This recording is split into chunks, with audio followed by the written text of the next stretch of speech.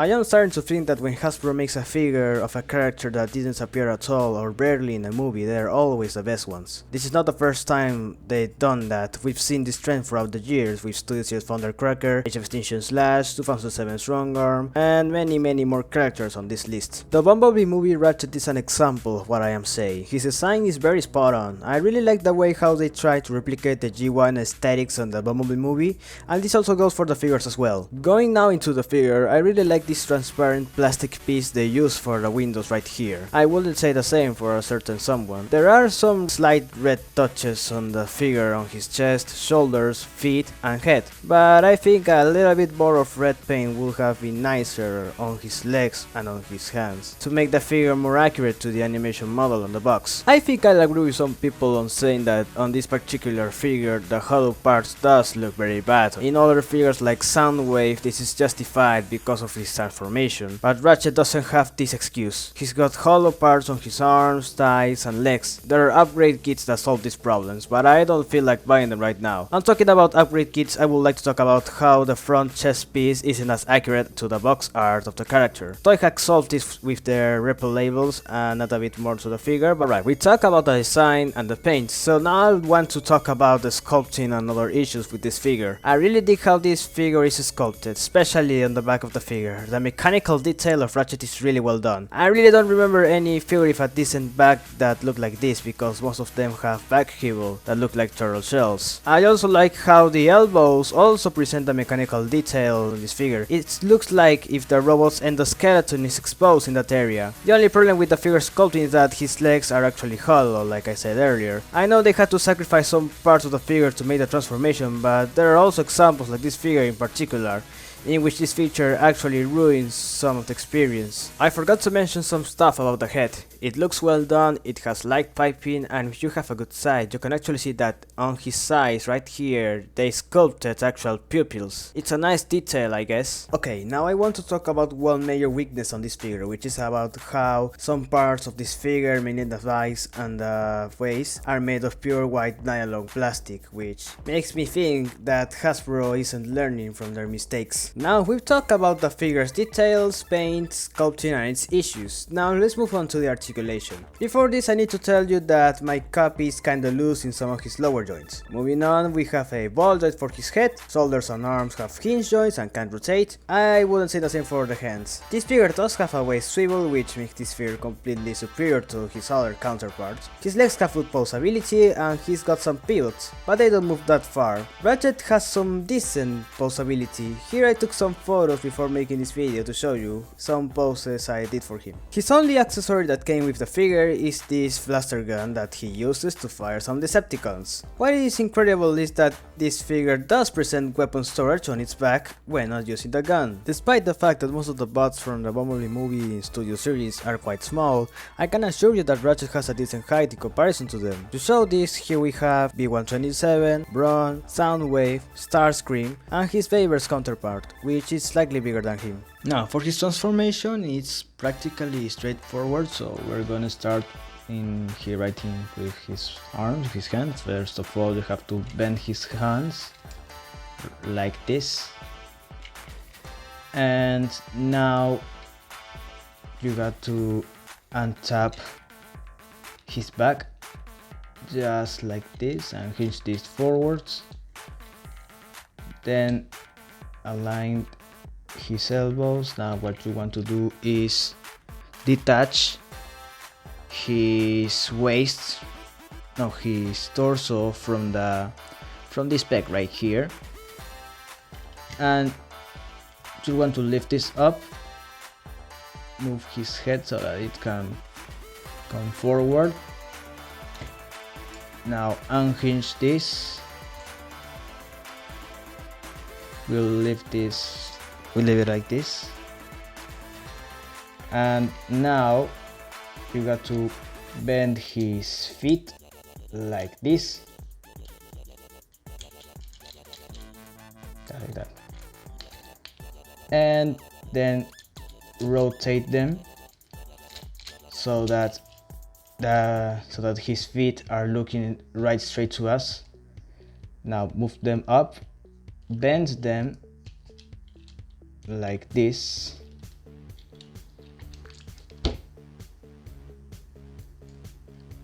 Now I think no.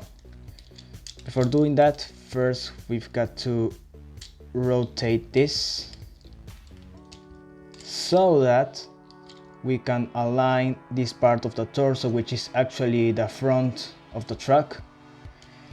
We have to align it with both knees, because right here there are some holes, and under this part there are some tabs that you might not actually see them. They are right there. They are made of clear blue plastic.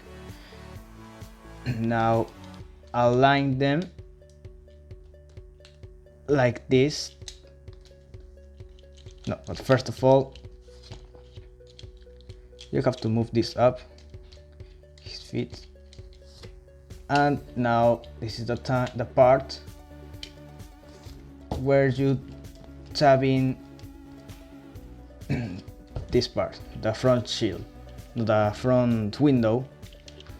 There is a little tab right here. It will go in this hole.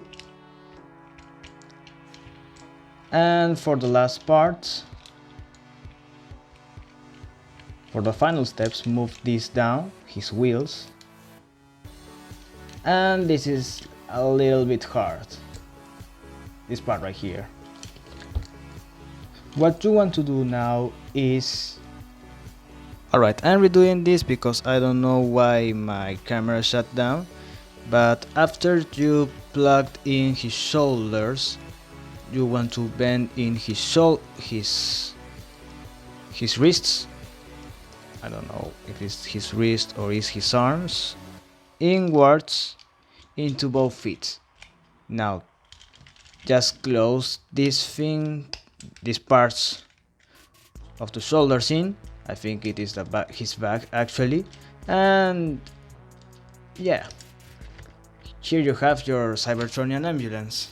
So this is his Cybertronian mode, which totally looks like a futuristic alien band, and it looks incredible. I really love this design, and I like how if you reverse the figure's chest panel for the truck's rear, you can see that these designers actually sculpted what it looks to be the backlights of the vehicle. On top of it there is a 5mm port in which you can plug in his gun or any other weapon that can fit in there. Like I said in my review of the Fallen, this is yet another example of giving something to someone that didn't have that something in the first place. Ratchet doesn't transform into anything in the movie, and this is a perfect example of design thinking represented into the band mode. Even though the transformation may have seemed to be a little simplistic, that doesn't take away the fact of how well executed it is. Now, the size of the band mode is very small compared to the other figures. Here we have Brawn and B127. Ratchet is a very well done figure, and he's the perfect example of how some figures of characters that appeared only 5 seconds or less in the Transformers movies can get some very decent toys. Moving on from Ratchet, you may have been wondering why I didn't show Soundwave in the second size comparison. Well, that's because Ratchet isn't the only figure that I will show today. Right here I have Ravage from the same movie that in fact only appeared 17 seconds. I have him now in his cassette mode, and if we can call it that way, and it's actually quite small. When I bought this guy, it was my first interaction with a core class figure, and before that I thought that the Studio Series core class would have been a little bit more bigger than that. This isn't even a Legends class size figure. We'll go straight with the size comparison. Here we have the Legends class Megatron, Bloodshot Shockwave, and the Angry Birds Transformers Grimlock. Now, taking a quick look at his design, this is a very abstract take on what it is the Decepticons cassette mode. It looks more like those Beast boxes from that third-party company that I don't know its name. I do like how you can see the mechanical detail on his limbs right here. Alright, now Ravage's transformation is really straightforward. It's very simple, as it's supposed to be a core class figure, as I mentioned. Alright, first of all, I have to take both riffles off, extend his legs, both of them. Also with extend the tail like this. And now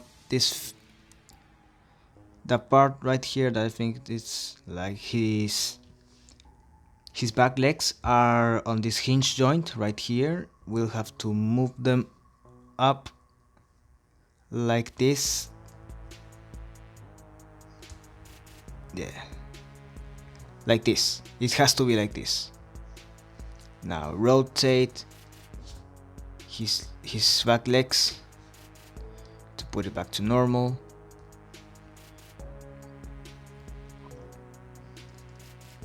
Move his head up. Lower his front legs.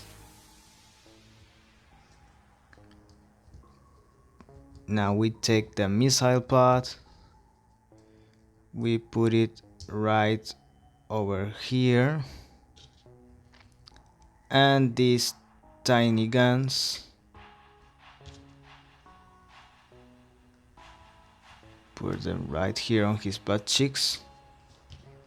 And here it is, Ravage. This is how his beast mode looks like. Very loyal to his animation model, and what I find interesting about Ravage is how heavily armed he is. Just look at him. He has 2 guns on both of his butt cheeks, he has a missile pod over his head, and he has his silver missile under his body. I am really starting to question Hasbro on how they design their figures, cause that silver missile looks like something I ain't mentioning because YouTube may punish me for mentioning it. Now straight out to the figure's posability, his head and tail are both on hinge joints. The mouth has some decent posability. All of his legs are on ball joints, and most of them have hinge joints for posability. And yeah, that's all for his posability as well. To finish off this double review, I will tell you that Ravage is a must get in order to get the silver missile that is actually part of Soundwave's gun right here. If you have Soundwave, of course, you need to get this guy, but if you don't have it and want a good core class figure, I wouldn't actually recommend Ravage because of how simple his transformation is. So I would recommend getting the other Studio Series core class figures or the new Legacy core Dinobots that transform into Volcanicus. This is the end for this double review. Remember to leave a like, subscribe, and comment down below your opinions of this figure. Follow me on my social media. This is Bot Review, and we'll see you again soon.